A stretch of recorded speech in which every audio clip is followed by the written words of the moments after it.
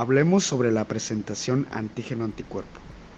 Para que la respuesta, en este caso hablando de la adaptativa, pueda mostrar todas sus características de especificidad, memoria, diversidad y discriminación entre lo propio y lo ajeno, los antígenos deben ser procesados y presentados a las células del sistema inmunitario.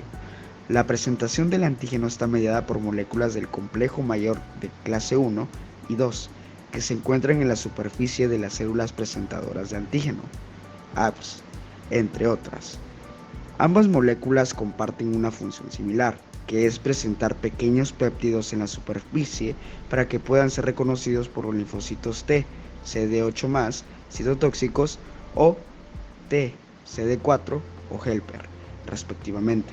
La diferencia estriba en la que procede, en este caso, el péptido, si es endógeno o intracelular para los de clase 1 y endógeno o extracelular para los de clase 2. Es posible también que la cross presentación, en la que los antígenos exógenos son presentados por moléculas de clase 1 y los endógenos por moléculas de clase 2. Comentando sobre los enlaces, en este caso los últimos puntos de los cuales habíamos hablado, que son puentes de hidrógeno, interacciones de electrostáticas, fuerzas de Van der Waals y las interacciones hidrofóbicas, se habla que los enlaces de hidrógeno tienen un origen de iones de hidrógeno que son compartidos entre distintos grupos que son cargas parcialmente opuestas. Las electrostáticas tienen un origen de atracción entre cargas opuestas, son cargas positivas y negativas que se van a juntar.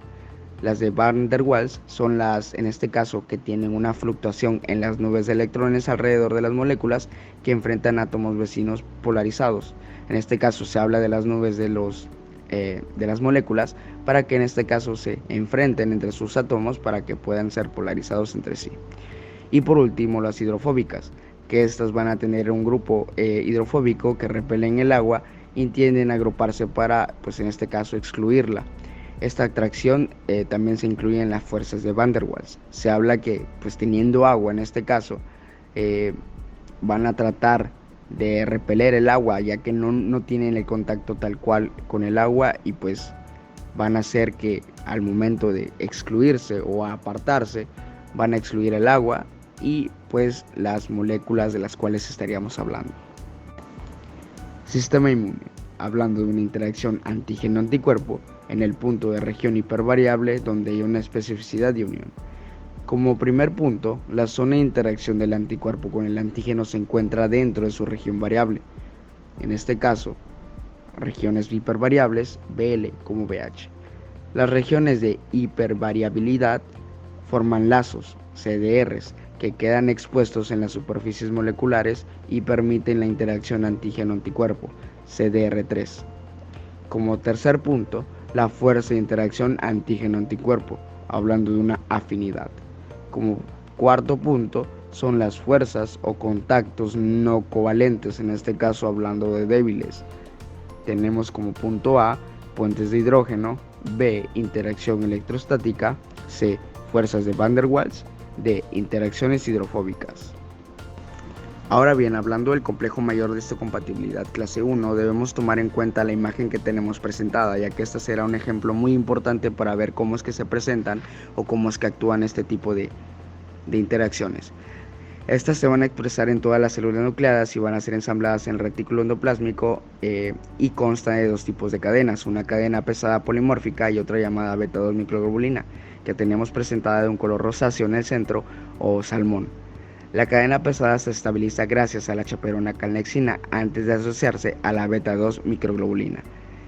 Cuando no hay péptidos presentes, el complejo mayor de histocompatibilidad 1 está unido a proteínas chaperonas como la calreticulina, que la tenemos presentada como en un color verde, la RP57, que es un color azul en el centro, y proteína disulfuro isomerasa, PDI y tapacina. Todas estas están presentadas en nuestra imagen, hay que ver detenidamente dónde es que cada una de estas se va a encontrar. El tapacina, que el complejo mayor de histocompatibilidad ERP57 y la calcerretulina se denomina complejo de carga del péptido o PLC. La tapacina interacciona con la proteína de transporte TAP presentador asociado en la presentación del antígeno, lo que permite la translocación del péptido desde el citoplasma al retículo endoplásmico. Ahí se puede ver el lumen del retículo endoplásmico. Antes de entrar, las proteínas virales o proteínas que generan péptidos han sido degradadas. Estas se van a hacer mucho más pequeñas para que puedan pasar de una manera más fácil. Esta degradación está mediada por proteosomas, que van a ser citolíticos y nucleares que generan péptidos que pueden traslocarse al retículo endoplásmico a través del TAP. Este transportador transloca péptidos de entre 8 y 16 aminoácidos que sufren más procesos de conformación antes de poder unirse a las moléculas de complejo mayor de histocompatibilidad clase 1.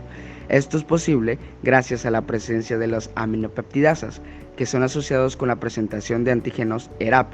Como podemos ver en nuestra imagen, las ERAP se presentan como una clase de, ¿cómo les puedo decir?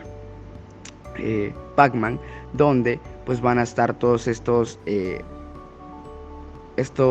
degradaciones para que puedan ser mediadas por este. Continuando con esto, es importante destacar que entre el 30 y el 50 o el 70% de las proteínas son inmediatamente degradadas después de ser sintetizadas. Estas van a ser llamadas DRIPs, productos ribosomales defectuosos, como resultado de los, en este caso, defectos en la transcripción o la transducción. Este proceso permite que los péptidos virales sean presentados muy rápidamente. Por ejemplo, el virus de la gripe puede ser reconocido por las células T aproximadamente de 1.5 a 1 hora después de la infección. Cuando los péptidos se unen a las moléculas de complejo mayor de histocompatibilidad, las chaperonas se liberan y el complejo mayor de histocompatibilidad 1 se va a abandonar al retículo endoplásmico para llegar hasta la superficie de la célula. Todo está representado en nuestra imagen.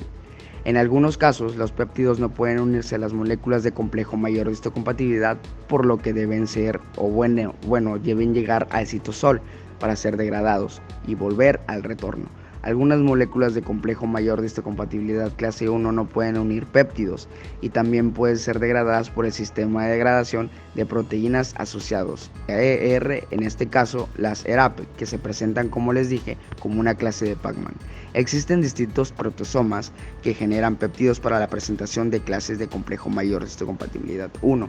El proteosoma 26S, que se expresa básicamente en todas las células, y el inmunoproteosoma, que solo aparece en algunas células del sistema inmunitario. El proteosoma, en este caso, va a ser específico del timo, que solo se encuentra en las células del epitelio del timo. En este caso, pues mayormente todo este proceso a partir del linfocito T citotóxico se llega ¿para qué? Para ir a una transducción en el núcleo. Pasando por el complejo mayor de histocompatibilidad, la CERAT. De la CERAT van a ser digeridas por las ERAP, y pues estas van a llegar por la tapacina, calreticulina, la beta 2 microglobulinas, que van a ser en este caso subsecuentes para el complejo del péptido complejo mayor de histocompatibilidad 1. Pasar por el proteosoma y por último, como les dije, una traducción y una transcripción de esta. La reacción antígeno-anticuerpo va a ser la unión de un antígeno a un anticuerpo.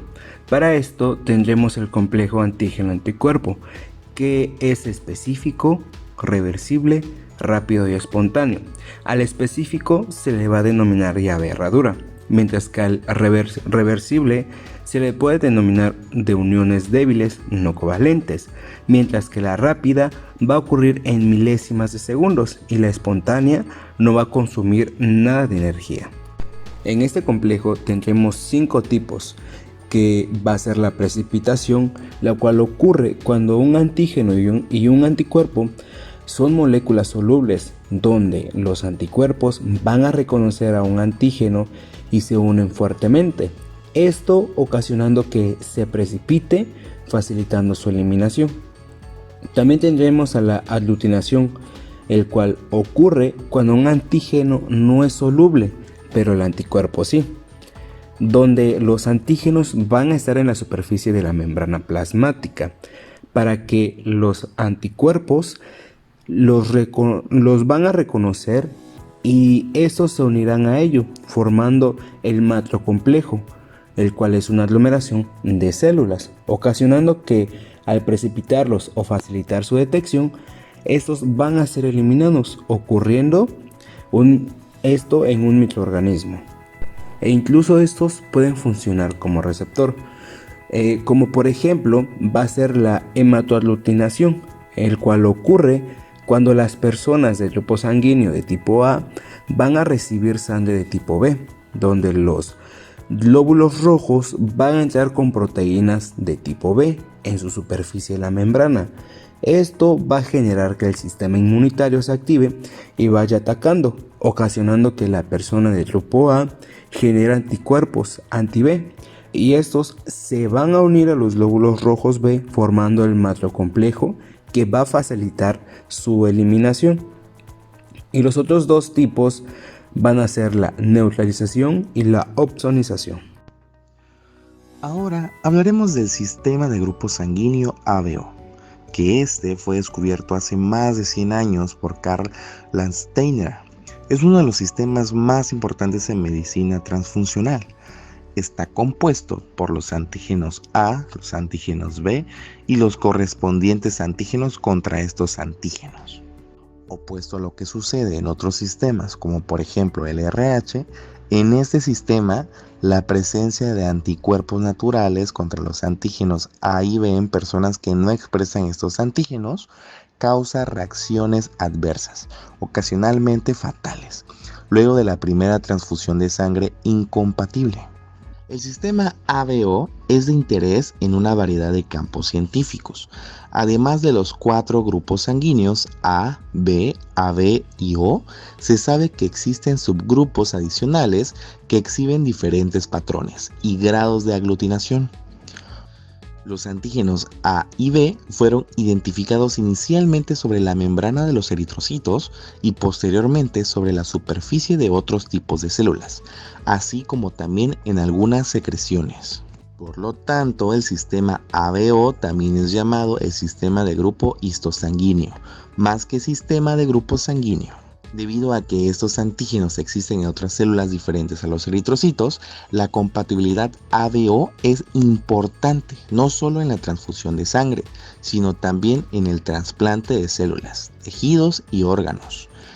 La expresión de los antígenos ABO presenta cambios durante el desarrollo fetal y del individuo, especialmente en los primeros años de vida y en los ancianos, asimismo como en la patogénesis de ciertas enfermedades, como por ejemplo se ha documentado la pérdida de la expresión de los antígenos ABO en cáncer de próstata.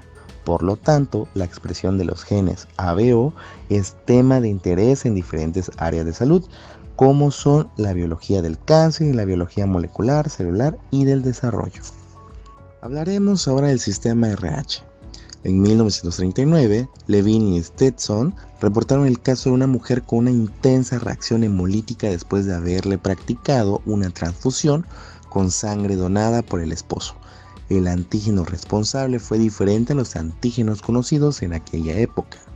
En 1940, Landsteiner y Wiener inmunizaron conejos y cobayos con eritrocitos obtenidos de Macacus rhesus, partiendo del planteamiento de que en los eritrocitos de estos monos podrían existir antígenos similares a los humanos. El suero obtenido, o sea los anticuerpos, aglutinaba los glóbulos rojos de estos monos y a los eritrocitos de 85% de la población blanca.